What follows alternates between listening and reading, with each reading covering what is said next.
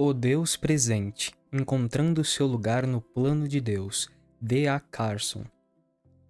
O Deus presente de Don Carson é de muitas maneiras um livro singular e importante. Não é uma teologia sistemática tradicional, nem uma pesquisa bíblica. Antes, explica toda a linha histórica da Bíblia por meio das lentes do caráter e das ações de Deus.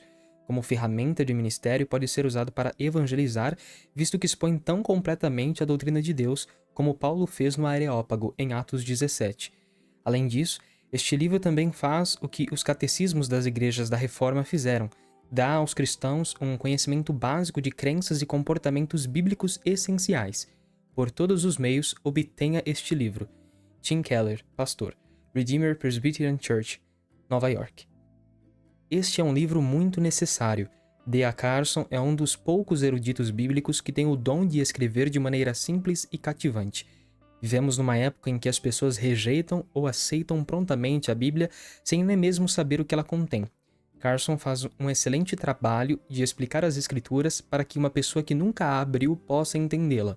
Ao mesmo tempo, aqueles que cresceram sobre os ensinos da Bíblia acharão nesse livro verdades óbvias e valiosas que os levarão à maior adoração e apreciação do Deus a quem servimos. Francis Chan, autor de Crazy Love.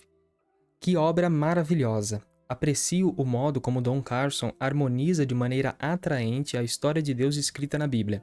Esse livro é um tesouro tanto para aqueles que desejam saber o que as Escrituras dizem, quanto para aqueles de nós que a lemos, ensinamos e vivemos já por muitos anos. Dr. Crawford Lord Jr., palestrante e autor, pastor da Fellowship Bible Church, Roseville. Estou constantemente à procura de bons livros sobre as questões da fé para alunos dedicados. Geralmente as escolhas são poucas. O Deus Presente de D.A. Carson oferece material proveitoso que eu posso recomendar de coração. É desafiante, mas respeitoso, instigador do pensamento, mas acessível, fiel à fé cristã histórica, mas relevante para nosso mundo que muda constantemente.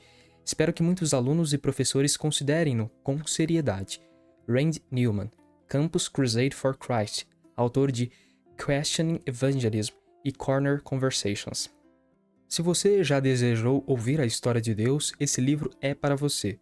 Se você já quis estar face a face com um Deus que o criou, amou e salvou, esse livro é para você. Se você nunca abriu a Bíblia ou vagueou por uma igreja cristã, esse livro é especialmente para você. Sen Chan, palestrante em teologia, pregação, ética e evangelização. Sydney Missionary and Bible College, Austrália. Esse livro pode ser um dos mais excelentes e mais influentes que D.A. Carson já escreveu.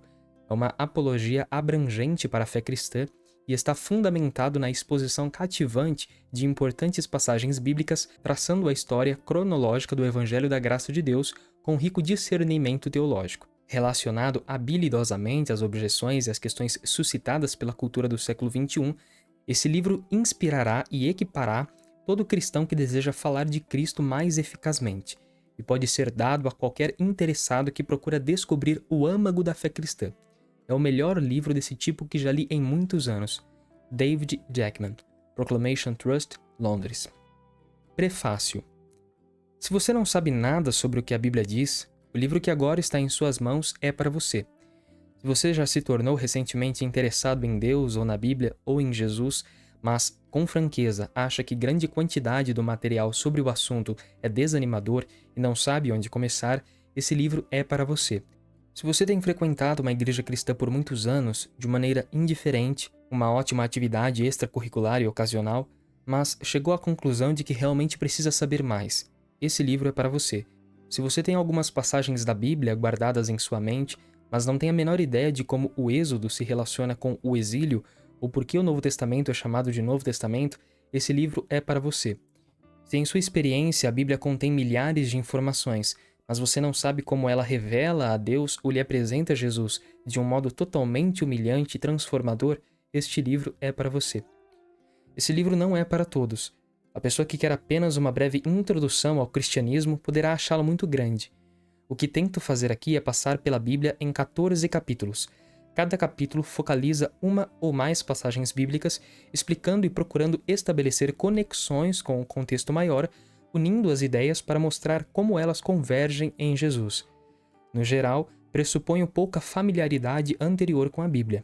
Entretanto, pressuponho que o leitor pegará uma Bíblia e ficará com ela perto de si. No capítulo 1, falarei como você pode manusear uma Bíblia. Apresentei o material contido nesses capítulos em vários lugares.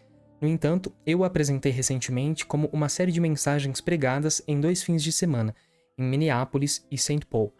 Essa série foi gravada em vídeo e está disponível em DVD. Cada palestra pode ser baixada com um arquivo de vídeo gratuito de thegospelcoalition.org. Os vídeos em série são paralelos quase exatos aos capítulos aqui apresentados. Meus calorosos agradecimentos àqueles que me ajudaram a reunir essa série de mensagens. A lista dos nomes poderia ser surpreendentemente longa. Gostaria de mencionar em especial Lucas Nogue e sua equipe de vídeo por sua competência e profissionalismo, vários membros do ministério Desiring God por organizarem as palestras em Minneapolis e Saint Paul, Andy Nestle pela transcrição inicial e Ben Peace, o diretor executivo da The Gospel Coalition, por elaborar os detalhes.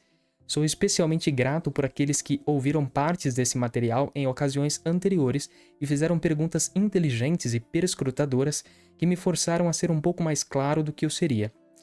Tenho de dizer-lhe que não pretendo ser um observador neutro, avaliando com frieza o que alguns considerarão como os prós e os contras da fé cristã. Tentarei ser tão cuidadoso quanto possível em lidar com a Bíblia, mas preciso dizer-lhe que sou um cristão. O que tenho achado de Deus em Jesus Cristo é tão maravilhoso que estou ansioso para que os outros também o saibam e conheçam a Deus. Visto que nesse livro tento explicar coisas em vez de supor que todos as saibam, começarei com uma pequena explicação agora mesmo. Durante anos tenho colocado à frente de meu nome nos prefácios dos livros que escrevi a frase latina Soli Deo Gloria. Eu a usarei de novo aqui. A frase significa glória somente a Deus ou a Deus somente seja a glória. Foi uma das 5 frases cunhadas há 500 anos para resumir uma grande quantidade da verdade cristã. Nesse caso, a verdade é que tudo o que fizermos deve ser feito para o louvor de Deus, em exclusão da pompa e da autoglorificação humana. O grande compositor Johann Sebastian Bach acrescentava as iniciais SDG aos manuscritos musicais de cada uma de suas cantatas. Foi usado de modo semelhante por seu contemporâneo Georg Friedrich Händel, mais conhecido pelo que chamamos comumente de Messias de Handel. É um pequeno reconhecimento de algo que está na Bíblia que iremos agora ler em 1 aos Coríntios 10:31.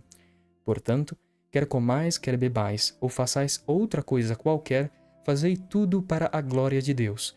E se você não sabe o que 1 aos Coríntios significa, continue lendo. Don Carson, só lhe deu glória. Capítulo 1. O Deus que criou todas as coisas. Antes de nos engajarmos na primeira passagem da Bíblia, talvez seja proveitoso dizer-lhe aonde chegaremos nessa série. Houve um tempo em que, no mundo ocidental, muitas pessoas liam a Bíblia toda e por isso sabiam como harmonizá-la. Mesmo aqueles que se diziam ateístas eram, eu diria, ateístas cristãos. Isso significa, o Deus no qual eles não acreditavam era o Deus da Bíblia. O entendimento deles sobre Deus que achavam inaceitável era, em alguma medida, moldado pela leitura da Bíblia que faziam. Contudo, hoje, um número crescente de pessoas não conhece a Bíblia realmente, nunca a leram ou nunca o fizeram com atenção. Portanto, o ponto de partida para procurar entender o que é o cristianismo e quem é Jesus é começar a lê-la novamente. Há muitas maneiras pelas quais podemos apresentar o cristianismo. Podemos, por exemplo, fazer uma breve investigação da história da igreja cristã, ou podemos começar analisando o que os cristãos creem em diferentes partes do mundo. Todavia, a melhor maneira de fazer isso é examinar os documentos de fundação do cristianismo. Há 66 desses documentos. Eles variam em tamanho, de uma página a pequenos livros. Foram escritos num período de 1500 anos em 3 idiomas. A maior parte deles foi escrita em hebraico. Uma pequeníssima parte foi escrita em um idioma chamado aramaico, semelhante ao hebraico, e a última parte foi escrita em grego. Isso significa que todas as Bíblias atuais, as Bíblias que temos, pegamos, lemos e valorizamos, são traduções do que foi dado originalmente nesses idiomas.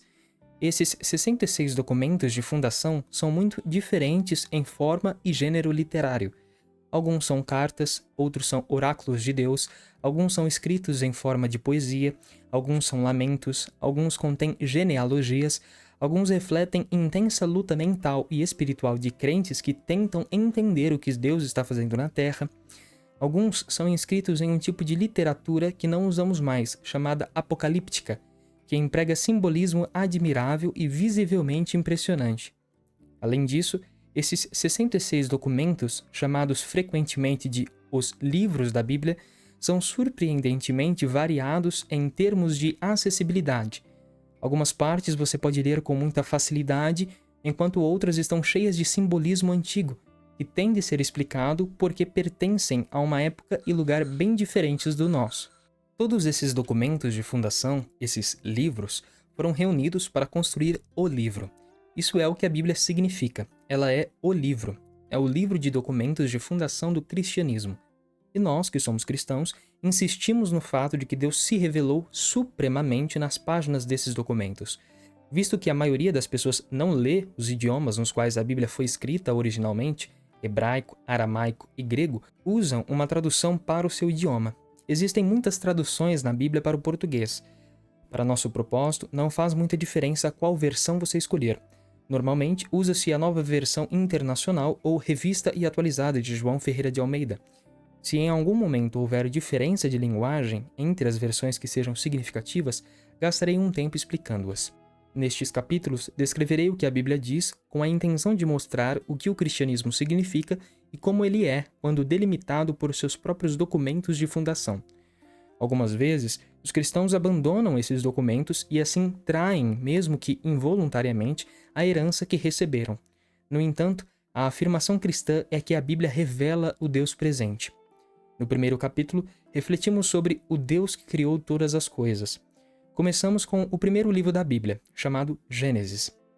Os livros da Bíblia estão organizados em capítulos e versículos. Isso significa que, se você abri-la em qualquer de suas passagens, achará uma separação marcada com um número grande, o número do capítulo, e em seguida alguns números pequenos, os números dos versículos. Assim, uma referência como Gênesis 3,16 significa o livro de Gênesis, capítulo 3, versículo 16. Se você não é familiarizado com a Bíblia, a maneira mais fácil de orientar-se quanto à organização dela é abrir as suas primeiras páginas, nas quais você achará uma lista que contém os nomes dos livros em ordem, Gênesis, Êxodo, Levítico, Números e assim por diante até o final, todos os 66 livros. Assim você poderá achar a página para que localize o livro e, quando abrir o livro, achar o número do capítulo e o do versículo.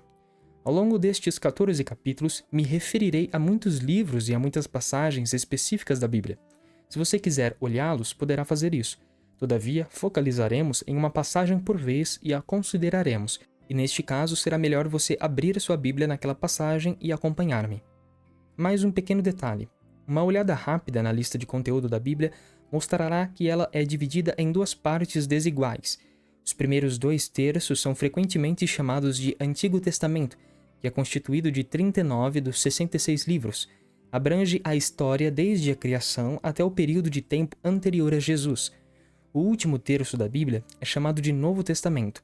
É constituído dos 27 livros restantes. Começa com a história de Jesus e se concentra resolutamente nele. Os livros do Novo Testamento procedem, todos, dos primeiros 100 anos dessa era, embora o seu conteúdo também aponte para o fim da história.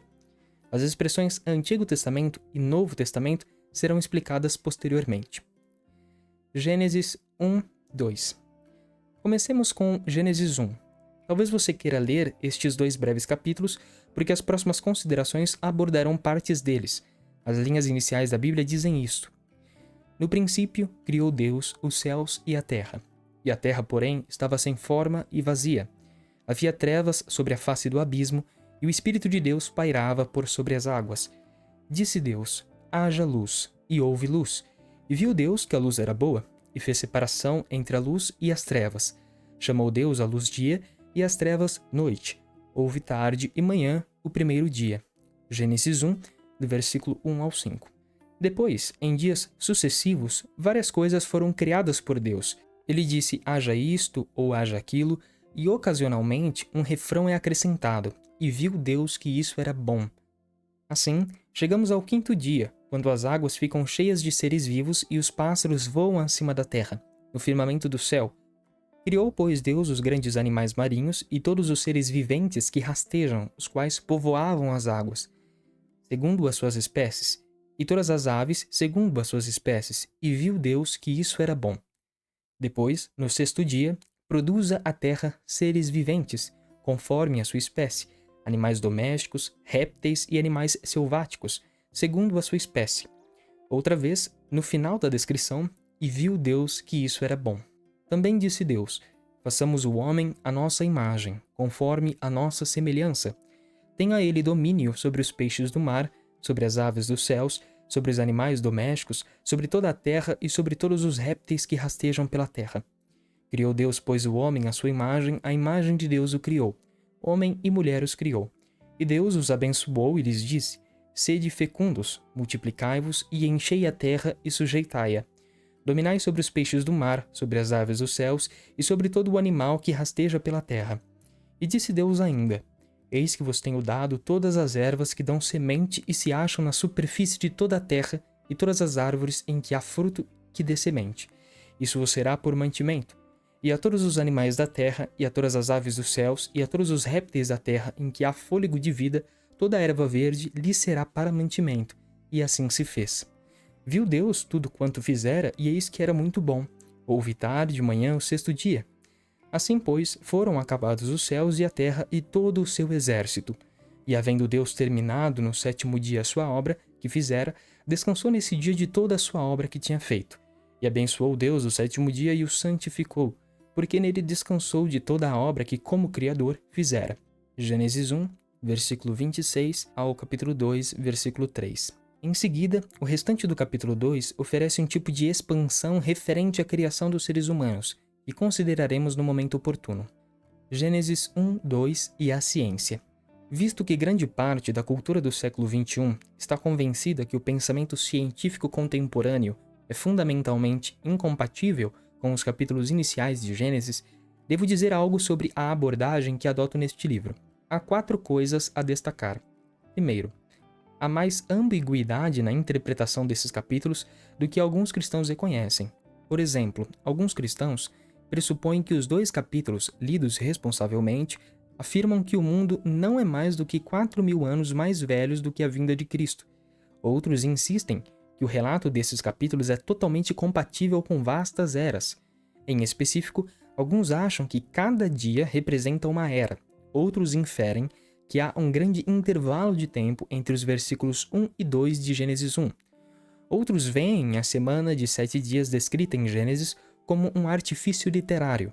A semana da criação está cheia de simbolismo e se focaliza em outros pontos de interesse e não em descrever uma semana literal. Outros ainda dedicam sua energia em comparar esses 2 capítulos com outros relatos da criação existentes no mundo antigo em que o livro de Gênesis foi escrito. Na era babilônica, por exemplo, houve um documento chamado Enuma Elish, descrevendo uma criação do mundo. Tem sido argumentado que o relato bíblico foi elaborado à semelhança desses mitos babilônicos. Em resumo, há diferenças de opinião significativa entre os cristãos, sem mencionar aqueles que desejam anular todo o relato. O que faremos com tudo isso? Afirmo que o relato de Gênesis é uma mistura de gêneros que nos dá realmente alguns detalhes históricos. Ao mesmo tempo, está cheio de simbolismo demonstrável. Selecionar o simbólico e o não simbólico é bastante difícil. Como lidaremos com essa tensão? Eu lhe direi logo adiante. Segundo, há mais ambiguidade nas afirmações da ciência do que alguns cientistas reconhecem. Recentemente, os meios de comunicação destacaram as novas aventuras literárias de pessoas como Richard Dawkins, que escreveu Deus no Delírio, Sam Harris, que escreveu A Morte da Fé, Religião, Terror e o Futuro da Razão, e Christopher Hitchens, que escreveu Deus não é grande, como a religião envenena tudo, e outros. Juntos, os seus escritos constituem o que agora é chamado algumas vezes de o neo-ateísmo. De modo correspondente, respostas vigorosas de vários tipos têm sido escritas. Podemos pensar, por exemplo, em R. Albert Moeller, que escreveu Ateísmo Remix, em David Bandler Hart, que escreveu Ilusões Ateístas, Revolução Cristã e seus Inimigos Modernos, em Paul Copan e William Lane Craig, editores de Contendendo com os Críticos do Cristianismo, Respondendo aos Novos Ateístas e Outros Opositores, ou no ensaio de William Lane Craig, 5 argumentos em favor da existência de Deus, que interage em específico com Richard Dawkins. Todos os livros do novo ateísmo são baseados na suposição do materialismo filosófico. Tudo o que existe é matéria, energia, espaço e tempo, nada mais. Portanto, qualquer coisa que afirme ir além disso ou pertencer a algum domínio que não possa ser reduzido a essas realidades tem de ser rejeitada, até mesmo zombada, como o resquício de uma superstição que foi declarada tolice há muito tempo e deve ser imediatamente abandonada. Apesar disso, eu conheço pessoalmente muitos cientistas proeminentes que são cristãos. Tenho falado em muitas universidades. Uma das coisas interessantes que descobri foi isso. Se eu frequentasse igrejas locais nas proximidades e encontrasse alguns dos professores universitários que pertencem a essas igrejas locais e são crentes comprometidos, o número deles seria constituído mais de professores de ciência, de matemática e de matérias semelhantes do que de professores de artes, psicologia e literatura inglesa. Não é verdade que um cientista não pode ser um cristão. Por isso, alegro-me em recomendar-lhe alguns livros que falam sobre cientistas que são cristãos. Por exemplo, posso recomendar um pequeno livro escrito por Mike Poole, Deus e o Cientista, ou outro editado por William Dembski, Discordância Incomum, intelectuais que acham o darwinismo inconveniente, ou a obra escrita por Li Cheng, um ateísta e cientista chinês que se tornou cristão, Canção de um Viandante, atraído pela eternidade. Está acontecendo mais debates do que percebemos. Se o seu entendimento das origens se enquadra no paradigma moderno predominante, segundo o qual todo o universo desenvolveu-se de uma grande explosão que aconteceu há aproximadamente 15 bilhões de anos, a partir de uma massa inimaginavelmente condensada, ainda há uma pergunta óbvia a fazer. Quer você apoie ou não a opinião de que essa grande explosão aconteceu sob a direção de Deus, cedo ou tarde você é forçado a perguntar: de onde surgiu aquele material altamente condensado? É neste ponto que alguns teoristas mostram grande esperteza. Alan Guth escreveu um livro intitulado O Universo Inflacionário. Ele propõe que esse material altamente condensado que, por fim, resultou na grande explosão surgiu do nada. E se você diz que a física não opera assim, ele responde: sim, mas na grande explosão há o que os físicos chamam de singularidade. Uma singularidade é uma ocorrência em que as leis normais da física não operam. Isso implica que não temos acesso a elas.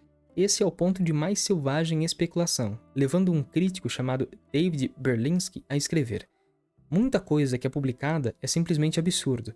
A derivação de algo a partir do nada, pressuposta por Alan Guth, é simplesmente incandescente. Esterco de cavalo. Ora, ele usa outra palavra em lugar de esterco, mas quero poupar você. Não me diga que você deriva algo do nada, quando é evidentemente óbvio a qualquer matemático que isso é um absurdo impressionante.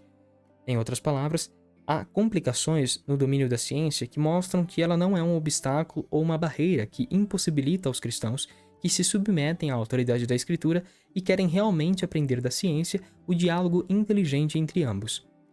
Terceiro, qualquer que seja a posição de alguém em relação aos debates atuais sobre design inteligente, um dos debates predominantes em nossos dias, há uma versão dele que acho quase inescapável. Deixe-me explicar. Durante os últimos 25 anos, vários grupos de pessoas, a maioria constituída de cristãos, mas a não cristãos também, têm apontado para o que chamam de complexidade irredutível, ou seja, estruturas na natureza e no ser humano tão complexas que seria estatisticamente impossível terem chegado à existência por acaso. Apelar à mutação fortuita, ou à mera seleção dos mais adaptados, ou a quaisquer outros apelos oferecidos nas várias heranças que surgiram do darwinismo, simplesmente não faz sentido. Sistemas vivos têm em si mesmo uma complexidade irredutível que torna estatisticamente impossível que todos os passos necessários, mas altamente improváveis, tenham sido tomados ao mesmo tempo. E sem essa simultaneidade estatisticamente impossível, a vida não poderia existir. O que isso sugere, argumenta-se, é a necessidade de um designer. Alguns argumentam em resposta, muitos incrédulos e alguns crentes. Sim, mas esses desenvolvimentos vantajosos, simultâneos e improváveis podem apenas significar que não entendemos os mecanismos.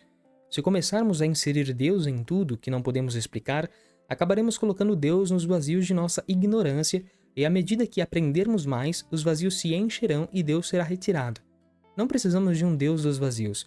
Um Deus dos vazios não é apenas péssima ciência, é péssima teologia. E assim o debate continua. Qualquer que seja sua posição nesse debate, e a literatura já é imensa, acho interessante o fato de muitos escritores que não afirmam ser cristãos falarem às vezes sobre a sua admiração da complexidade inimaginável e do esplendor do universo. Uma admiração que chega ao nível do que pode ser chamado de adoração. Por exemplo, penso no livro fascinante, Apenas 6 Números, As Forças Profundas que Moldam o Universo, escrito por Martin Rees. Se as realidades físicas que esses números descrevem gerasse um número um pouco maior ou um número um pouco menor, o universo como o conhecemos não poderia existir. Por exemplo, tem de haver a distância exata entre a partícula e outra no nível subatômico para dar equilíbrio às várias forças em andamento. Apenas 6 números tão rigidamente fixos em seus limites maiores e menores tornam possível o universo físico. Como isso aconteceu? Outros escritores descrevem a extraordinária complexidade do globo ocular e, embora sejam abertamente materialistas filosóficos em sua orientação, eles são tão impressionados pela complexidade e maravilha de tudo que começam a tratar a natureza como um deus. À luz de um ponto de vista cristão, os instintos desses cientistas são muito bons, exceto que há um Deus que se revelou na glória do que chamamos natureza. Não tenho certeza se é correto argumentar com base na complexidade e glória dos 6 números ou na rigidez das penas da cauda do pica-pau ou na complexidade irredutível de uma célula ou do globo ocular para chegar à conclusão que Deus existe.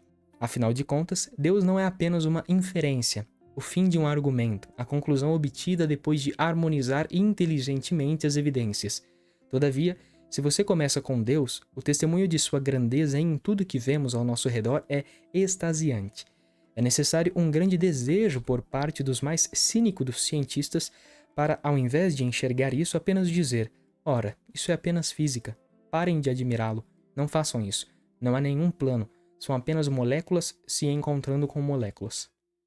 Quarto, por último, deixe-me dizer de onde vim, enquanto consideramos esses textos. Cerca de 30 anos atrás, um filósofo cristão chamado Francis Schaeffer escreveu um livrete intitulado Gênesis em Espaço e Tempo, o fluxo da história bíblica. Ele argumenta que uma das maneiras de minimizar alguns dos intermináveis debates que obscurecem as discussões sobre as origens é perguntar qual é o mínimo que Gênesis 1 e os capítulos seguintes devem estar dizendo para que o resto da Bíblia faça sentido. Portanto, eu me guardarei de dizer-lhe tudo o que penso que esses capítulos dizem. Certamente isso seria muito extenso. O que desejo sugerir-lhe é que, embora os debates sobre o simbolismo e o gênero literário de Gênesis 1 sejam complexos e a relação deles com a ciência contemporânea seja bastante discutida, há um mínimo irredutível que esses capítulos dizem para que a Bíblia tenha coerência. E isso é o que mostrarei para você nas páginas seguintes. Então, o que Gênesis 1 e 2 nos diz? Algumas coisas sobre Deus. Primeiro, Deus simplesmente existe. A Bíblia não começa com um grande conjunto de argumentos para provar a existência de Deus. Não começa com uma abordagem profunda nem com algum tipo de analogia adjacente ou algo semelhante.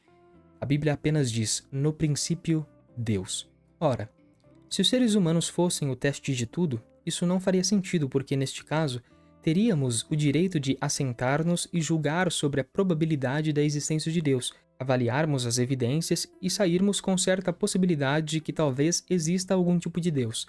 Assim, nos tornaríamos juízes de Deus. Mas o Deus da Bíblia não é assim. A Bíblia começa de maneira simples, porém categórica. No princípio, Deus. Ele existe. Ele não é o objeto que nós avaliamos. Ele é o Criador que nos fez, e isso muda toda a dinâmica. Essa maneira de ver a Deus está ligada a alguns desenvolvimentos no pensamento ocidental que devemos apreciar. Na primeira parte da Renascença, séculos XIV a XVII, e no tempo da Reforma, século XVI, a maioria das pessoas no mundo ocidental pressupunha que Deus existe e sabe todas as coisas. Os seres humanos existem, e porque Deus sabe todas as coisas, o que nós sabemos tem de ser necessariamente um pequeno subconjunto do que ele sabe. Em outras palavras, todo o nosso conhecimento, porque Deus sabe todas as coisas, tem de ser um subconjunto do que ele sabe exaustiva e perfeitamente. Nessa maneira de olhar a realidade, todo o nosso conhecimento tem de vir a nós, em algum sentido, por Deus revelar o que ele sabe, por Deus revelá-lo na natureza, pelo seu Espírito ou pela Bíblia. Isso simplesmente era o pressuposto. No entanto, A primeira metade dos anos 1600 testemunhou o surgimento do que é agora chamado de pensamento cartesiano, sob a influência de René Descartes e aqueles que o seguiram. A maneira tradicional de pensar sobre o conhecimento mudou. Mais e mais pessoas basearam seu conhecimento em um axioma que Descartes tornou popular: eu penso, logo existo. Hoje, todo aluno de primeiro ano de filosofia conhece o axioma de Descartes. O próprio Descartes pensava que esse era um fundamento para todo o conhecimento humano. Afinal de contas, se você está pensando, não pode negar sua própria existência. O fato de você estar pensando mostra que você existe. Descartes procurava um fundamento sobre o qual cristãos, ateístas, muçulmanos, secularistas e espiritualistas pudessem concordar e que fosse indisputável. A partir desse fundamento e de outras abordagens, ele criou gradualmente todo um sistema de pensamento para tentar convencer as pessoas a se tornarem católicos romanos. Observe, porém, como o axioma funciona. Eu penso, logo existo. 200 anos antes, nenhum cristão teria dito isso tão facilmente, porque a existência de Deus e o conhecimento absoluto de Deus eram pressupostos. Nossa existência era dependente dele, e nosso conhecimento era um minúsculo subconjunto do conhecimento de Deus. Começar com Deus e não com eu, ou eu penso logo existo, era amplamente considerado apropriado. Se existimos, é por causa do poder de Deus. Nosso conhecimento e nossa existência são dependentes de Deus. Mas, deste lado do pensamento cartesiano, começamos com eu. Começo comigo mesmo. E isso me coloca na posição de avaliar não somente o mundo, mas também a moral, a história e Deus, de uma maneira que Deus se torna, no máximo, a inferência de meu estudo. Isso muda tudo. Entretanto, a Bíblia não segue essa maneira de pensar. Deus simplesmente existe. Segundo, Deus criou tudo que não é Deus. Ele criou tudo que existe. Isso estabelece uma distinção irredutível entre o Criador e a criatura. Deus não é uma criatura. Por correlação, nesse sentido absoluto, não somos criadores. Se alguém perguntasse, sim, mas como Deus surgiu? A resposta da Bíblia é que a existência de Deus não depende de nada nem de ninguém. A minha existência depende dele. A existência de Deus é autoexistência. Deus não tem causa. Ele apenas é. Ele sempre foi. Por contraste, todas as outras coisas no universo começaram a existir em algum lugar, quer em uma grande explosão, quer em uma concepção humana. Deus criou tudo. Isso significa que tudo que existe no universo, a parte de Deus, é dependente de Deus. Terceiro, há apenas um Deus. Isso se evidencia poderosamente na Bíblia. Deus falou claramente, haja isto, haja aquilo, Deus fez tudo. Viu Deus que era muito bom. Depois, a Bíblia enfatiza essa verdade repetidas vezes. Por exemplo, nos versículos chamados Shema, que os judeus recitam até hoje, e estão no quinto livro da Bíblia, Deuteronômio 6, lemos as seguintes palavras: Ouve Israel, o Senhor nosso Deus é o único Senhor. Há apenas um único Deus. No entanto, mesmo neste primeiro capítulo da Bíblia, há um indício de complexidade na unicidade de Deus. É apenas um indício. É difícil saber exatamente o que esse indício significa, mas ele é impressionante. No relato da criação lemos, Deus disse isto, Deus disse aquilo, disse também Deus. Porém, quando chegamos ao relato sobre os seres humanos, lemos, também disse Deus, façamos o homem à nossa imagem, conforme a nossa semelhança. Gênesis 1:26, ênfase acrescentada. Isso poderia ser um nós real. Se você ouve a BBC, talvez já ouviu Sua Majestade a Rainha Elizabeth II dizendo nós e nos, referindo-se claramente a si mesma. Até os quadrinhos cômicos usam essa ideia e retratam a rainha dizendo nós não nos divertimos. A Bíblia poderia estar usando um tipo de nós editorial nessa passagem, mas é interessante que ele seja apresentado nesse ponto, quando os seres humanos são criados, e que o texto prossiga falando na primeira pessoa do plural, não somente quando Deus diz façamos, mas também nas expressões a nossa imagem, conforme a nossa semelhança. Não ousaremos argumentar muito sobre esses detalhes. Todavia, isso é uma linguagem estranha, especialmente porque a Bíblia insiste frequentemente que há um único Deus e que ele é um só. Isso poderia ser um indício que esse único Deus é um ser complexo, uma unidade complexa. Isso é algo que atrairá nossa atenção repetidas vezes à medida que prosseguimos em estudar a Bíblia. Não importa como entendemos o plural. A Bíblia diz nessa passagem que Deus fez criaturas que portam a sua imagem. Leiamos novamente Gênesis 1, 26 e 27. Também disse Deus: façamos o homem à nossa imagem, conforme a nossa semelhança. Tenha ele domínio sobre os peixes do mar, sobre as aves dos céus, sobre os animais domésticos, sobre toda a terra e sobre todos os répteis que rastejam pela terra. Criou Deus, pois, o homem à sua imagem, a imagem de Deus o criou, homem e mulher os criou. Retornaremos em breve ao que pode significar ser feito à imagem de Deus. Quarto, Deus é um Deus que fala. A primeira ação descrita sobre o título geral, criou Deus os céus e a terra, é esta: disse Deus, haja luz. Suponho que alguém possa imaginar que isso seja uma maneira metafórica de afirmar que Deus trouxe os céus e a terra à existência pelo seu poder e que ele não tenha proferido realmente nenhuma palavra. A expressão é metafórica. Bem, poderia ser, exceto que na criação de Adão e Eva, Deus lhes falou realmente e lhes deu algumas responsabilidades. Isto é o que vocês devem fazer. É assim que o casamento deve ser. Deus falou com Adão e Eva. Portanto, o Deus da Bíblia, apresentado no primeiro capítulo, não é um impulsionador insensível e abstrato, um espírito impossível de definir, um fundamento de todos os seres, uma experiência mística. Ele tem personalidade e ousa se revelar em palavras que os seres humanos entendem. Esse retrato de Deus aparece constantemente em toda a Bíblia. Embora ele seja grande e transcendente, ele é um Deus que fala. Quinto, tudo que Deus faz é bom, muito bom. À medida que o relato prossegue, você percebe que não há em Gênesis 1 e 2 qualquer sinal de morte, decadência, carnificina, malícia, ódio, rivalidade, arrogância, orgulho ou destruição. Não há qualquer sinal dessas coisas. Tudo é muito bom. Apesar de toda a dificuldade que temos para entender a soberania de Deus em um mundo em que há sofrimento e mal, retornaremos a esses temas à medida que avançamos no estudo da Bíblia, a Bíblia insiste que Deus é bom, e as bases dessa afirmação se acham já no primeiro capítulo de Gênesis. Sexto, Deus termina a sua obra de criação e descansa. Isso significa, Deus para de fazer sua obra de criação. Quando a Bíblia nos diz que Deus descansou de sua obra, isso não significa que Deus disse, puxa, estou cansado, fico feliz por ter terminado. Conseguirei sentar agora e pôr os pés para cima. Pelo contrário, isso é uma má compreensão do texto. Deus chega ao final de sua semana de criação, não importa como entendemos essa semana, e no fim de sua obra de criação ele para.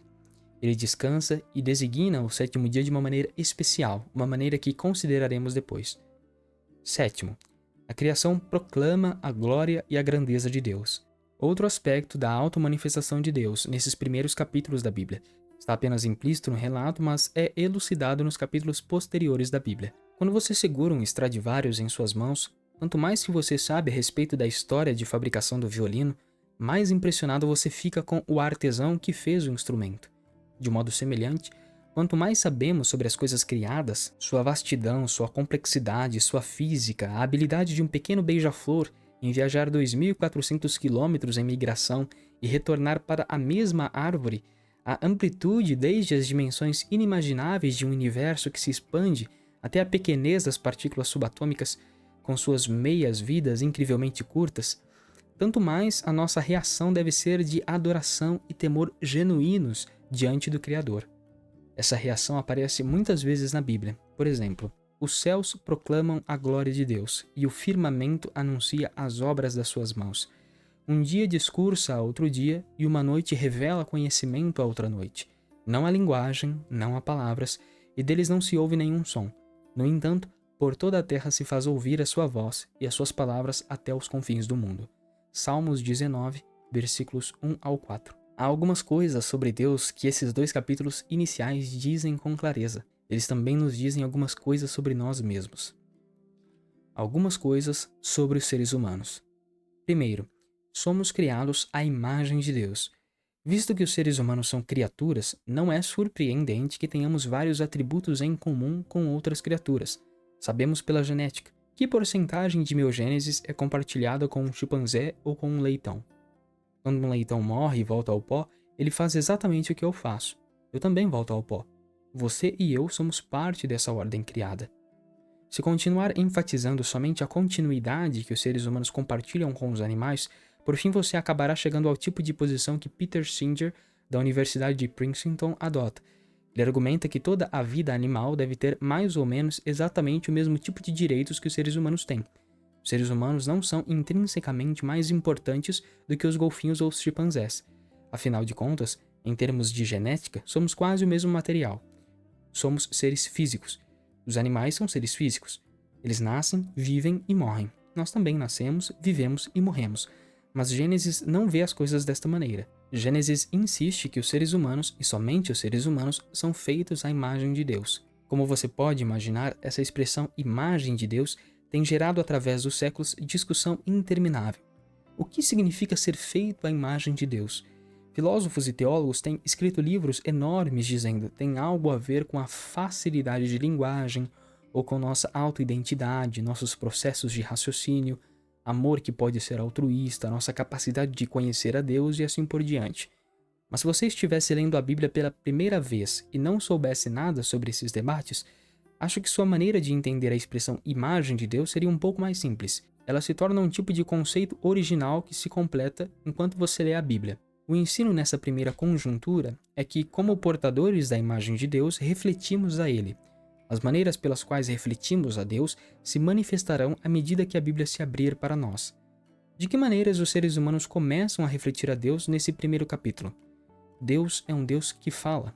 Ele fala com os seres humanos e estes falam de volta com Deus. Existem atributos comuns de discurso, proposições e conhecimento que podem não somente ser sentidos, mas também articulados. Há também algo de criatividade. É claro que nossa criatividade não é semelhante de Deus. Neste capítulo, Deus faz coisas. Ele cria as coisas a partir do nada. Não podemos fazer isso. Mas, implantada no ser humano como um reflexo de Deus, há certa criatividade. Trabalhamos com as mãos. Minha esposa faz um trabalho espetacular com bordado, seda e linha metálica. Ela faz colchas e vestidos para meninas. Minha filha é uma cozinheira inventiva e criativa. Eu gosto de trabalhar com madeira. Alguns escrevem, alguns são notavelmente criativos no uso de suas capacidades físicas. Eu tenho um filho que estuda quase todo novo desafio físico que surge e se envolve nele. Ele é quase um artista quando aprende a mergulhar ou explorar cavernas ou qualquer que seja o novo desafio. De onde vem esse impulso criativo? Em geral, a criatividade não é uma característica de elefantes, viúvas negras ou rochas. Os seres humanos têm a capacidade de trabalhar. Deus é retratado como envolvido no trabalho na semana da criação, que termina com descanso, quando ele chega ao final da obra. O que Deus dá ao homem e à mulher são certas responsabilidades de trabalhar este mundo e cuidar do jardim. O trabalho é apresentado em toda a Escritura como algo intrinsecamente honrável. Os cristãos não devem chegar ao ponto de achar que trabalhar como operário ou secretária, ou como motorista de ônibus, ou fazer pesquisa em química seja algo secular, separado de Deus. Não devemos dizer: trabalho como devo para pagar as contas, e o domingo é o dia em que devo ser espiritual.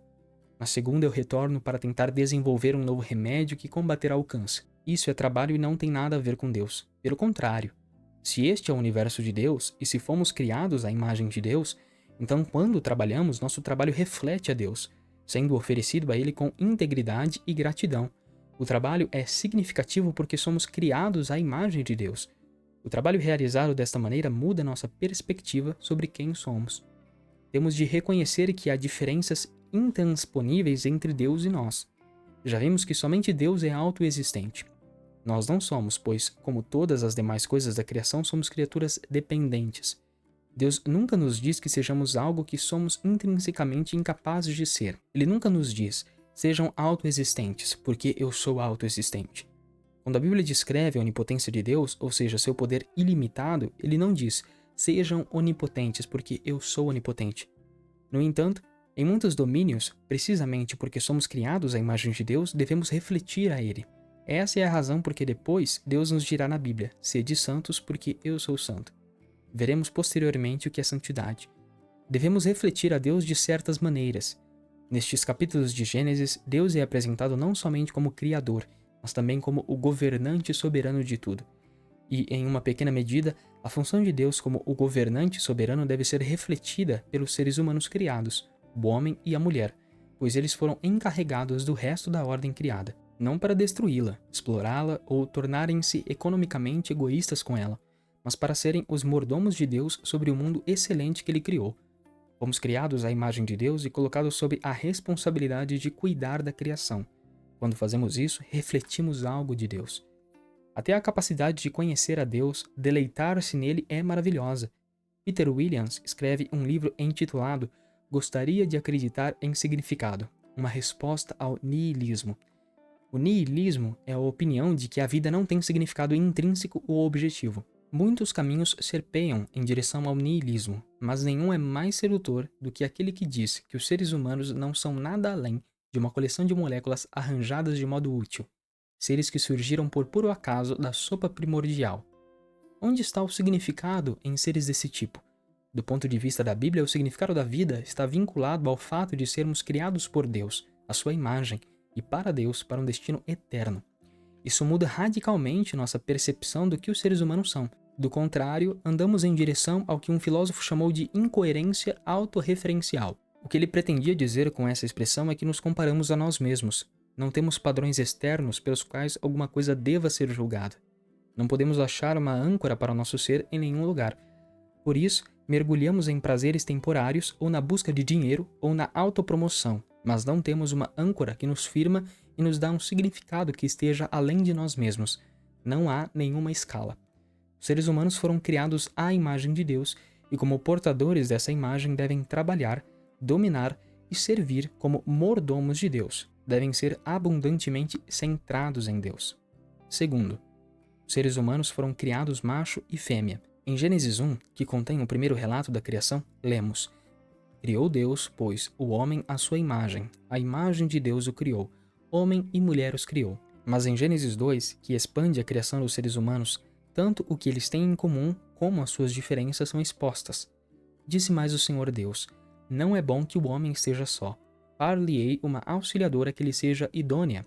Havendo, pois, o Senhor Deus formado da terra todos os animais do campo e todas as aves dos céus, trouxe-os ao homem para ver como este lhes chamaria. E o nome que o homem desse a todos os seres viventes, esse seria o nome deles. Deu nome o homem a todos os animais domésticos, às aves dos céus e a todos os animais selváticos. Para o homem, todavia, não se achava uma auxiliadora que lhe fosse idônea. Então, o Senhor Deus fez cair pesado sono sobre o homem, e este adormeceu. Tomou uma das suas costelas e fechou o lugar com carne. E a costela que o Senhor Deus tomara ao homem, transformou-a numa mulher e la trouxe. E disse o homem: Esta, afinal, é osso dos meus ossos e carne da minha carne. Chamar-se-á varoa, porquanto do varão foi tomada. Por isso, deixa o homem pai e mãe e se une à sua mulher, tornando-se os dois uma só carne. Gênesis 2, versículo 18 ao 24. Assim, enquanto os capítulos iniciais de Gênesis insistem que os seres humanos macho e fêmea foram criados igualmente à imagem de Deus, eles também insistem que a mulher foi criada como uma auxiliadora. Mas homem e mulher se ajuntaram em uma união sexual, uma união de casamento. O padrão é estabelecido. Gênesis 2 nos diz que geração após geração o homem deixará sua família, a mulher deixará sua família, e os dois estabelecerão um novo relacionamento, um novo casamento. Os dois se tornarão um. Essa é uma figura do casamento bem diferente da que alguns outros oferecem. O homem e a mulher não são apenas animais que fazem sexo. Isso não é um quadro, digamos, de um harém do Antigo Oriente Próximo, no qual o mais poderoso monarca possuía a maioria das mulheres, e cada mulher não é nada mais do que uma propriedade, um ser definitiva e intrinsecamente inferior. No quadro bíblico, a mulher procede do homem. Ela é um com o homem.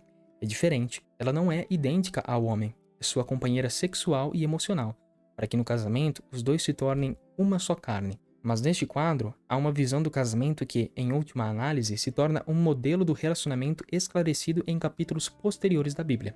Terceiro, o homem e a mulher eram inocentes. Lemos no último versículo de Gênesis. Ora, um e outro, o homem e sua mulher, estavam nus e não se envergonhavam. Tenho certeza que você já ouviu alguns quadrinhos de Adão e Eva no jardim, com uma pequena serpente que desce por um galho e uma maçã pendurada. Nesses quadrinhos, não querendo mostrá-los indecentes, o cabelo da mulher cobre apropriadamente os seus seios e folhas de figueira e outros galhos cobrem o homem nos lugares apropriados. Algum comentário engraçado é acrescentado nos quadrinhos e todos nós rimos. Mas o que a nudez significa nesse final de Gênesis 2? Você sabe que há uma teoria para as colônias de nudistas? Sim. Eu sei que algumas colônias de nudismo são apenas uma desculpa para a orgia sexual, mas as melhores, se eu puder falar em colônias de nudismo em uma escala moral, tem certa filosofia vinculada a elas. A ideia é que, se você puder ser completamente aberto e transparente em uma parte de sua vida, então mais cedo ou mais tarde você poderá fomentar abertura e transparência em todas as partes de sua vida. Portanto, começamos com transparência física, abertura total, nudez total, e talvez ao longo do caminho nos tornemos todos pessoas maravilhosamente abertas, cândidas, honestas, cuidadosas, amorosas. Isso nunca funciona, mas é a teoria. A razão por que isso nunca funciona é que temos tantas coisas do que nos envergonharmos. Há tanto que precisamos esconder. No entanto, nesse relato, Adão e Eva nada tinham a esconder, e, consequentemente, nada do que se envergonhar. Digam-me, homens, vocês gostariam que sua mãe, esposa ou filha soubesse tudo o que vocês pensam ou sentem? E vocês, mulheres, gostariam que seu pai, esposo ou filho soubesse tudo o que vocês pensam ou sentem? Escondemos todos os tipos de coisas, não escondemos? Por quê? Porque temos muito do que nos envergonhar. O que seria nunca ter contado uma mentira? Nunca ter nutrido amargura? Nunca ter sucumbido a uma paixão dominante? Nunca ter sido tomado por ódio? Nunca ter se enchido de arrogância? Mas, pelo contrário, sempre amar a Deus com o coração, alma, mente e força e ao próximo como a si mesmo. Então, não teríamos nada do que nos envergonhar. Poderíamos nos permitir andar nus. Não é surpreendente que a palavra Éden signifique deleite? Algumas coisas a respeito de como Gênesis 1 e 2 se encaixa em toda a Bíblia e em nossa vida. Aqui eu apenas instigarei o assunto. Estes poucos parágrafos nos preparam para algumas das coisas elucidadas no resto do livro. Primeiro, esses 2 capítulos da Bíblia constituem o contexto necessário para Gênesis 3. Sem entendermos que tudo era muito bom, não podemos compreender plenamente o que acontece no capítulo seguinte de Gênesis, que descreve o que às vezes é chamado de a queda, o começo de uma grande rebelião. Segundo, a doutrina da criação aparece novamente na Bíblia, em algumas passagens escritas depois da vinda de Jesus. Todavia, essa noção da criação é transformada. O que é prometido é uma nova criação, e em última análise, um novo céu e uma nova terra. A visão bíblica quanto ao futuro olha para trás, para a velha criação que sucumbiu tragicamente à rebelião, ao ódio, à idolatria e ao pecado. É necessário que Deus realize um novo ato criador, comece outra vez, crie de novo pessoas, crie uma nova existência. Em alguns escritos do Novo Testamento, essa perspectiva é chamada de nova criação. Avançamos em direção a um novo céu e uma nova terra, o lar dos justos. Examinaremos essa perspectiva mais atentamente no último capítulo deste livro.